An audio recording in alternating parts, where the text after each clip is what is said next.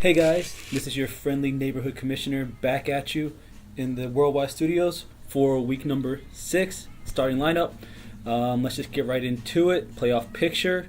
We have LBC, first place, finally deserving of it, has a ton of points with the destruction of 2-inch last week. We'll get to that. We'll get to that later. Bender is great, big, solidly second place now. Climbing up the ladder, just doing big things, doing good. Keep it up, JJ. Myself, MLD, third place. Just keep moving up too. Nothing spectacular, just winning games, moving on up. 2-inch Punisher, so sad. Fourth place, got mauled, but he's still right there. He doesn't have to worry too much. Now, some people were confused about the playoff picture last week. We're nowhere near the playoffs. Don't worry about it. You got till week 14 in the regular season. This is just to give you an idea of what's going on, let you know how the league is shaping up. All right. So, last week's summary. Myself versus D-Train. We're going to call this a no tight end bowl because there were 0 tight end points on both sides. 0. Now, if D-Train had actually played Julius Thomas, his main tight end, he would have won the game, but he didn't, so I got the win anyway. I got nothing from LaShawn McCoy again, even though I'm wearing the 5 jersey today. You see no 2 here because he sucks right now.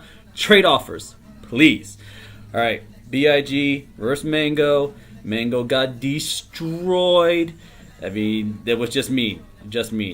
Though JJ won't get 22 points out of Greg Olsen often, he still would have won comfortably anyway without it. Mango, terrible. So now we have no longer Taco versus 6 kickers. Hobie, with that performance, you are no longer Taco. You are back to auto pick for the win. Demaryius Thomas just ran shop through the Arizona Cardinals defense, so Hobie ran just roughshod through James's team.